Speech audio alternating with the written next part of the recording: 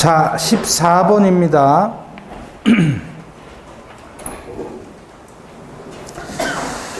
갑은 자기 수에 속한 유일한 재산인 A 토지를 을에게 매각 인도했는데, 그럼 제1매수인은 인도받아서 점유하고 있네요.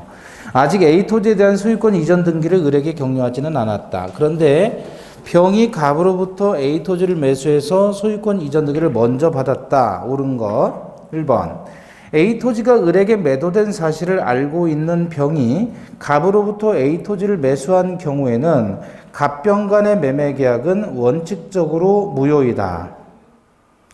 알고 매수했다면 제2매매는 원칙적으로 무효이다. 맞아요?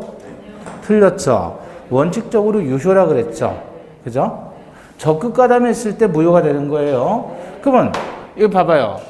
갑과 을 사이에 매매 있다는 사실을 병이 알고 취득했다. 그러면 이 이중 매매는 유효, 무효?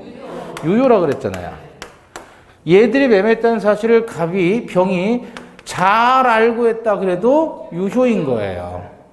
그럼 이걸 언제 무효로 한다 그랬어요? 병이 갑의 배임 행위에 적극적으로 가담했다. 이런 말을 쓰거나 아니면 이걸 풀어주면 알고서 요청해서 등기에 이르는 정도로 적극 가담으로 보겠다는 얘기죠. 그러니까 그냥 알고 취득했다 그러면 그때는 유효로 처리하고 적극 가담이란 단어가 나왔거나 요청이란 단어가 나오면 이때는 무효로 처리하자. 그죠? 2번 갑병 간의 매매 행위가 무효인 경우 병이 A 토지를 다시 정에게 전매하고 정이 병으로부터 소유권 이전 등기를 받은 때에 정이 갑을 간의 매매 사실에 대해서 선이라고 해도 정은 A 토지에 대한 소유권을 취득할 수 없지요. 그러니까 얘로부터 다시 넘겨받은 전득자 이 사람은 전득자는 선이라도 보호된다 보호되지 않는다. 그러니까 을이 갑을 대위하고 한 번 더 대위하면 말소되는 거예요. 그래서 얘는 선이든 악이든 하여튼 무조건 보호 안 되는 겁니다. 그래서 사유질서 위반의 무효는 절대적인 무효 그랬죠. 2번이 답입니다. 3번. 선의의 병이 을에 대해서 A 토지의 명도를 청구한 경우 을은 갑에 대한 손해배상 청구권을 피담보 채권으로 하는 유치권 성립을 주장해서 명도를 거절할 수 없어요. 자, 왜 그러냐면 칠판 보세요. 얘가 점유를 했단 말이에요. 그럼 얘가 등기를 해서 소유권이 있으니까 얘한테 반환 청구했을 때 얘는 나는 얘에 대해서 손해배상 청구권이 있기 때문에 그걸 이유로 유치권을 행사할 수 있겠느냐? 안 돼요. 유치권을 행사하기 위한 피담보 채권은 뭐에 의해야 돼요? 비용일 때 유치권이 발생하는 거예요. 이건 비용이 아니잖아요. 따라서 유치권 행사 못한다 그 얘기예요. 5번 병이 만일 친형인 갑과 계약을 한 경우라면 을은 병이 갑의 배임행위에 적극 가담했다는 사실을 입증해야 갑병 간의 계약이 무효가 된다. 자, 이 둘 사이에 만약에 친형이란 말이에요. 형제간이란 말이죠. 형제간의 매매 계약이 있었다. 또는 가족 간, 부부 간의 매매 계약이 있었다면 판례가 적극 가담 사실이 추정된다라는 게 판례 입장이에요. 상식적으로 그럴 거 아니에요? 형제 간에, 가족 간에 매매가 있었다 그러면 적극 가담으로 추정을 해버리는 거예요. 그럼 추정되면 이들 사이의 계약은 뭐가 되는 거죠? 무효로 되는 거죠? 그럼 누가 불리해져요? 병이 불리해지는 거 아니에요? 소유권 취득 못하게 되니까. 그러니까 불리한 병이 적극 가담하지 않았음을 입증하는 겁니다. 입증은 항상 불리한 사람이 한다 그랬어요. 그래서 적극 가담했다는 사실을 입증해야만 하는 게 아니고요. 추정된다. 5번. 을이 A 토지 인도를 받아 점유를 개시한 때로부터 25년이 경과한 경우라고 해도 을이 A 토지를 시효 취득할 수 있는 여지가 있지요. 을이 인도받아서 점유를 개시해서 20년이 넘었단 말이에요. 그럼 시효 취득할 여지가 있습니다. 그래서 14번에 2번이 옳은 것. 15번. 불공정한 법률행위에 관한 설명에서 1번. 판례는 구속된 남편을 구제하기 위해 채무자인 회사에 대한 물품 외상대금 채권을 포기하는 것은 불공정한 법률행위로서 무효라고 한다. 이것도 우리 판례인데, 자, 남편이 있어요. 갑남.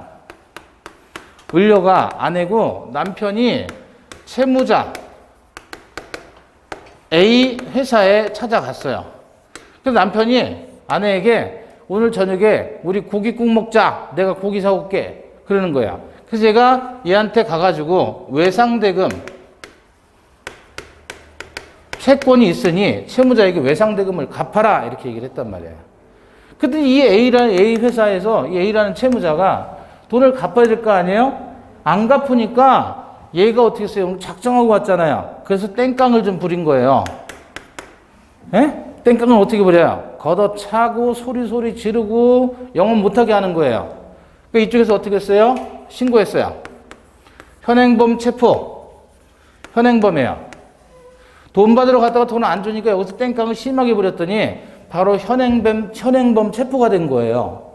예? 그래서 바로 구속이 된 거야. 현행범으로 갔으니까. 무슨 죄인데요, 이게? 땡깡 부리는 게? 업무방해예요. 위력에 의한 업무방해. 아시겠죠? 채무자가 돈 안 갚았으니까 내가 가서 땡깡 좀 부려서 강제로라도 돈을 받아내겠다라고 하는 생각하시면 안 돼요. 예? 거기다 막 욕까지 했다. 동네 사람들 지나가는데 욕까지 했다 그러면 모욕죄. 돈 안 갚는다고 떠벌리면 무슨 죄예요, 그거는? 예? 명예훼손죄. 아시겠죠? 욕을 하고 막 하려면 다른 사람 들을 수 있는 상태에서 하면 안 돼요. 못 듣는 상태에서 둘이 귀에다 대고 이렇게 하면 범죄가 안 돼요. 그런데 여러 사람이 지나가는 공공의 장소에서 이걸 이제 판례는 뭐라 그러냐면 전파 가능성이라 그래요. 다른 사람에게 퍼질 수 있는 가능성이 있다 그러면 이건 처벌되는 거예요. 현행범이에요, 이것도. 그래가지고 보니까 아내가 와서 보니까 어떻게 됐어요? 남편이 고기 사들고 온다고 그러니 구속돼 버린 거예요. 그럼 멘붕이 오죠? 그러면 이 아내 입장에서 평생 이제 주부만 했는데 어떻게 하느냐? 물어보니까 이 사람들 만나가지고 당사자 간에 합의하면 될 것이다 라고 경찰에서 알려주니 이 사람들 만나가지고 협의를 하려고 하는데 얘들이 뭐라고 그러냐면 그러면 니네 남편이 가지고 있는 외상대금 채권 이거 포기해라. 그럼 우리가 합의서 써줄게. 이렇게 나온 거예요. 이 나쁜 놈들이. 이해되셨어요? 그러면 가정주부가 뭘 알겠어요? 일단 남편은 빼내고 봐야 될 거 아니야. 뭐가 어떻든지 간에. 그래서 아내가 남편 대신 외상대금 채권을 포기하는 각서를 써준 거야. 그래서 남편 나왔더니 남편이 노발대발하는 거죠. 내가 누구 때문에 지금 뭐 때문에 지금 들어가 있는데 당신이 왜 이렇게 써주느냐. 그랬을 때 과연 이게 불공정한 법률행위에 해당하겠느냐. 지금 궁박한가요? 남편이 구속이 됐어요. 고기 사다 준다는 남편이 갑자기 경찰서에 연락 왔단 말이에요. 멘붕 오잖아요. 정신적인 궁박 상태. 그걸 얘들이 악용을 한 거 아니에요. 그래서 불공정한 법률에 해당한다는 거예요, 이것도. 그러면 외상대금 채권 포기행위다 그러면 이것은 상대방 있는 단독행위잖아요. 여기에 대해서도 불공정한 법률행위는 적용된다. 그 얘기입니다. 따라서 판례는 구속된 남편을 구제하기 위해 채무자인 회사에 대한 물품 외상대금 채권을 포기한 것은 불공정한 법률행위로서 무효이다. 2번 궁박, 경솔 또는 무경을 판단하는 시점과 현저한 불경의 여부를 판단하는 시점은 법률 행위 시라고 했죠. 3번 판례는 신체 사고에 의한 손해배상 청구에서 손해배상으로 받을 수 있는 금액의 8분의 1밖에 되지 않는 금액으로 합의했다면 현저하게 공정을 결한다고 한다. 맞습니다. 4번 급부 반대 급부 사이 현저한 불균형이 존재하면 상대방의 궁박, 경솔, 무경험이 추정되는 것은 아니다 그랬죠. 4번이 틀렸고 5번 대리인에 의한 법률행위일 때 궁박은 누구? 본인, 경솔, 무경험은 대리인 기준. 그래서 15번의 정답은 4번, 16번입니다. 불공정한 법률행위에 관한 설명으로 옳지 않은 것 1번 불공정한 법률행위가 성립하기 위한 요건인 궁박, 경솔, 무경험은 모두 구비되어야 하는 요건이 아니라 그중 일부만 갖추어져도 충분하다. 맞죠? 2번 피해 당사자가 궁박, 경솔 또는 무경험 상태에 있었다고 해도 그 상대방 당사자에게 그와 같은 피해 당사자 측의 사정을 알면서 이를 이용하려는 의사, 즉 폭리행위에 악의가 없었다면 불공정한 법률행위는 성립하지 않는다. 폭리행위에 악의도 있어야 되죠. 3번 증여계약과 같이 아무런 대가관계 없이 당사자 일방이 상대방에게 일방적인 급부를 하는 법률행위는 민법 104조 소정의 불공정한 법률에 해당될 수 없죠. 즉 증여계약에 대해서는 적용되지 않습니다. 왜? 불공정한 법률행위는 급부와 반대급부가 존재하고 저울질했을 때 현저히 불균형해야 되는데 증여는 급부만 있지 반대급부가 없잖아요. 그래서 저울질할 수 있는 개념이 없다는 얘기죠. 4번 대리인에 의해서 법률행위가 이루어지는 경우 그 법률행위가 민법 104조 불공정한 법률행위에 해당하는지 여부를 판단함에 있어 경솔과 무경험은 누구? 대리인 기준, 궁박은 본인 기준에서 판단합니다. 4번이 틀렸죠. 5번 불공정한 법률행위로서 무효인 경우 추인에 의해서 다시 유효로 될 수는 없지요. 그러나 알박기 사건처럼 무효행위의 전환은 인정된다 그랬습니다. 17번 맞는 것은 1번 기부행위와 같은 무상행위 또 증여 앞에서 증여 나왔었죠. 증여나 기부와 같은 무상행위에는 불공정한 법률행위가 적용되지 않는다 그랬죠. 그러나 무상행위에도 부담이 과도한 경우에는 불공정한 법률행위가 인정될 수 있다. 무상행위에는 적용되지 않는다 그랬습니다. 증여나 기부행위 같이 무상행위에 대해서는 불공정한 법률행위 적용되지 않습니다. 1번 틀렸고 2번 궁박, 경솔, 무경물의 세 가지 요건은 동시 충족되어야 한다가 아니라 중에 하나만 있어도 된다 그랬죠. 3번 급부와 반대급부 간의 현저한 불균형이 존재하면 당사자 일방에 궁박, 경솔, 무경험은 추정되지 않는다 그랬죠. 4번 상대방이 당사자 일방에 궁박, 경솔, 무경험에 편승하여 그 상태를 이용하려는 의도나 인식이 필요하지요. 이걸 뭐라고 합니까? 폭리행위의 악의라고 했죠. 5번 경매 등 법률행위에 의하지 않은 재산권 이전에는 불공정한 법률행위 적용 안 됩니다. 경매는 법률 규정에 따른 물권 변동이지 법률 행위에 의한 물권 변동이 아니죠. 그래서 17번의 정답은 5번, 18번입니다. 해석에 관한 설명 중 1번 표시 행위가 가지는 의미는 거래계에서의 객관적 의미가 아니라 표의자가 주관적으로 부여한 바가 표준이 된다. 아니죠? 아무 얘기 없이 나오면 원칙대로 표시주의로 가야 되죠. 그래서 반대로 쓰였습니다. 주관적으로 부여한 바가 표준이 되는 게 아니라 거래 경계에서의 객관적 의미가 표준이 됩니다. 2번 법률행위 해석은 법률행위 성립 여부와는 관련이 없다. 틀렸습니다. 법률행위를 해석을 통해서 법률행위가 성립됐는지 안 됐는지 판단해 보는 겁니다. 성립과 관련이 있고요. 3번 상대방 있는 단독행위 및 계약일 때에는 자연적 해석은 원칙적으로 적용되지 않는다. 그래요?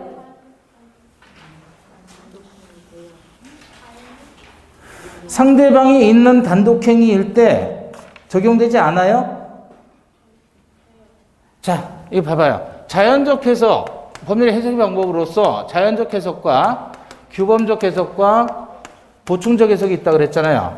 표의자 시각, 상대방 시각, 제3자 시각. 그죠? 자연 규범으로 보충하자. 이렇게 했었고, 요거는 상대방이 없을 때, 있을 때, 없을 때. 얘는 상대방이 있을 때죠. 그럼 상대방 없으면 자연적 해석하는 게 당연해요. 그런데 상대방이 있더라도 상대방이 표의자의 진위를 알면 그러면 자연적 해석하잖아요. 그러니까 상대방 있는 단독행위와 계약일 때는 자연적 해석도 적용될 수 있다는 거예요.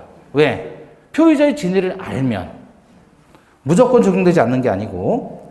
4번 임의 규정과 다른 사실인 관습도 법률행위의 해석을 통해서 법률행위의 내용이 될 수 있습니다. 5번 당사자가 사실인 관습에 의하지 않을 것을 명백히 한 경우 사실인 관습은 해석의 표준이 되지 않는다. 이게 정답이죠. 그래서 법률의 해석의 기준이 네 가지예요. 당사자가 의도하는 목적, 두 번째 사실인 관습, 세 번째 임의 법규 임의 규정, 네 번째 신의 성실의 원칙이에요. 그래서 목사님이 임신했다 이렇게 암기하시고 제일 첫 번째가 당사자의 의도예요. 의도. 그걸로 해석이 안 됐을 때는 관습 가지고 판단하고 관습으로 해석이 안 될 때는 임의 규정에 따라서 이걸로도 해석이 안 되면 신의 측에 따라서 해석을 한다. 따라서 요 5번에서 사실인 관습에 의하지 않을 거라는 당사자의 의사가 명확하다면 의사에 따라서 해석을 하면 되는 거예요. 따라서 그때는 사실인 관습은 해석의 표준이 되지 않습니다. 5번이 정답. 18번입니다. 1번 19번 매매 목적 토지 지번에 관한 쌍방의 공통하는 착오가 있는 경우 이거 뭐죠? 쌍방 공통한 착오 그러면 우표시 무효의 원칙을 생각하셔야 돼요. 자, 19번에 1번 보고 있습니다. 판례는 당사자 간에 의사의 합치가 있는 지번 토지의 계약만이 유효하게 성립되었다고 보고 착오에 의한 지번에 격려된 등기는 무효라고 보았다. 맞죠? 2번 임대인이 임대차 계약서 단서 조항에 권리금액의 기재 없이 단지 모든 권리금을 인정함이라는 기재를 했다고 해서 임대차 종료 시 임차인에게 권리금 반환하겠다고 약정했다고 볼 수는 없다. 그럼 이건 무슨 뜻이란 말이에요? 예? 알아서 빼갈 그랬잖아요. 알아서 빼갈. 네가 알아서 빼가라. 임차권 양도에 대한 동의를 얘기하는 겁니다. 알아서 빼갈. 3번 모든 경우의 화재에 대해서 임차인이 손해를 부담하기로 한 특약은 불가항력의 경우까지도 포함한다. 맞아요? 모든 경우의 화재다 그랬을 때 이게 어떤 사건이냐면 갑이 목조 건물을 가지고 있어요. 목조 건물.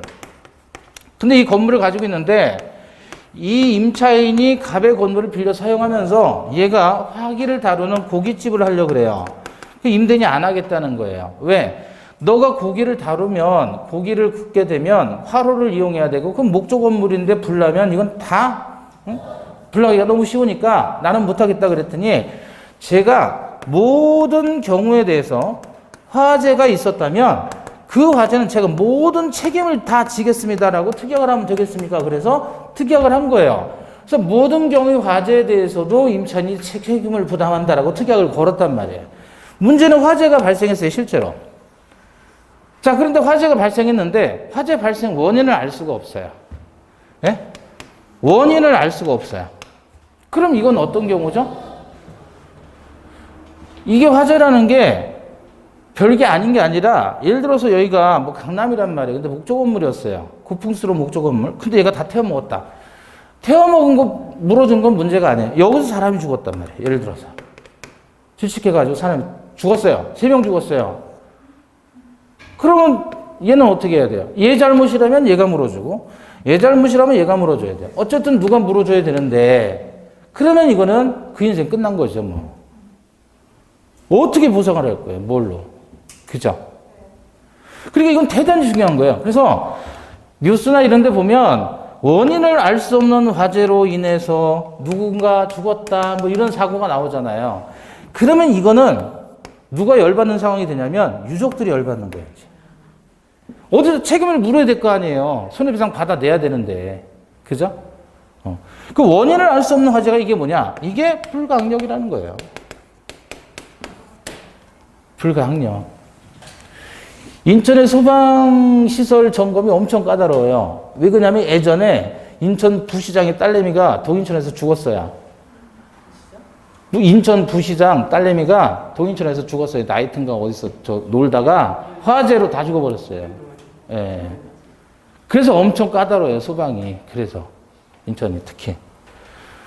그거는 누군가 잘못이 있다라고 했을 때 그 책임을 뒤집어 씌우면 되는 건데 문제는 원인을 알 수 없다. 그러면 이게 바로 불가항력인 거예요. 이게 바로 불가항력. 그래서 경찰 조사가 대단히 중요한 거예요. 그러니까 뉴스 볼 때도 이게 어떤 사람의 책임으로 가야 되느냐. 임차인의 영역이냐 임대인의 영역이냐에 따라서 한 인생이 왔다 갔다 한다. 그죠? 자, 그런데 그래서 거기 3번 보시면 모든 경우의 화재에 대해서 임차인이 손해를 부담하기로 한 특약상에 이 모든 경우에는 이른바 불가항력의 경우까지를 포함한다, 안 한다? 한다라는 겁니다. 그러면 이때는 이제 누가 다 뒤집어 쓰는 거예요? 손해배상을 임차인이 뒤집어 써야 되는 거예요. 그죠? 4번 약정서 말미에 최대한 노력하겠다라는 문구를 부기했다면 이런 약정은 법적 구속력이 있는 약정에 해당하지 않는다는 게 판례입니다. 최대한 노력하겠다, 최대한 협조하겠다, 가급적 노력하겠다 이런 말은 막 써도 되는 거예요. 법적 의무가 아니다. 앞으로 각서 쓸 일이 있으면 항상 최대한 노력하겠다 이렇게 쓰셔요. 아시겠죠? 그럼 법적 의무이다 아니다? 아니다.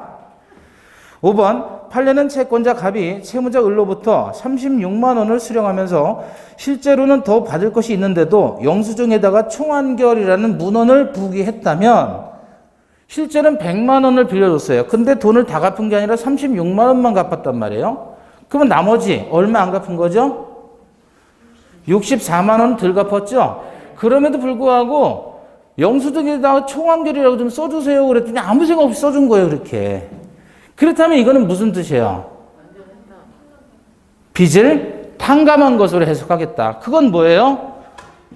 어디 있어요? 규범적 해석의 사례가 되는 거예요. 표시대로 해석하는 거니까. 그래서 빚을 뭐 하겠다는 거야? 탕감하겠다라고 해서 무슨 해석을 취한다? 자연적이 아니라 규범적 해석을 취한다. 그래서 5번에서는 어디가 틀린 거냐면 자연적 해석이 아니라 규범적 해석. 왜냐하면 총환결이라는 문구 표시 그대로 효력을 발생했으니까 규범적 해석이다 그거죠. 표시대로. 자, 20번입니다. 갑은 X토지와 Y토지를 가지고 있는데 양 토지는 서로 인접해서 면적도 거의 비슷했고 을은 X토지를 매수할 의사이었는데 계약서에는 Y토로 잘못 쓰고 갑도 그것이 X토지인 줄 알고 계약을 체결하였고 결국 Y토지에 대해서 을 앞으로 소유권 이전 등기가 맞춰졌다. 5표시 무효의 원칙 사례죠. 갑과 을 사이에 합의한 건 무슨 토지? X토지. 등기된 건 Y토지. 그럼 Y토지 등기는 무효니까 결국 을은 Y토지 소유권 이전을 못하는 거예요. 자, 1번 갑은 착오를 이유로 취소할 수 있나요? 쌍방 공통한 착오일 때에는 의사가 완전히 합치되었기 때문에 착오 취소할 필요가 없습니다. 1번 틀렸고 2번 을도 취소할 수 없습니다. 3번 Y토지를 선의의 병이 매수해서 등기한다면 병은 선의 취득에 의해서 보호될 수 없습니다. 부동산은 선의 취득이 인정되지 않아요. 4번 Y토지에 대해서 을 명의로 격려된 소유권 이전 등기는 실체관계에 부합하지 않아서 무효입니다. 그냥 합의한 게 X토지이기 때문에 등기는 Y토지로 되었어도 이거는 합의 없는 등기이기 때문에 무효이고요. 5번 을은 갑에 대해서 X토지에 대한 소유권 이전을 청구할 수 있죠. X토지는 합의는 했지만 등기는 안 해줬잖아요. 따라서 X토지에 대한 이전 등기를 청구한다. 자, 그래서 20문제 마쳤습니다. 복습하시고요. 수고하셨습니다. 감사합니다.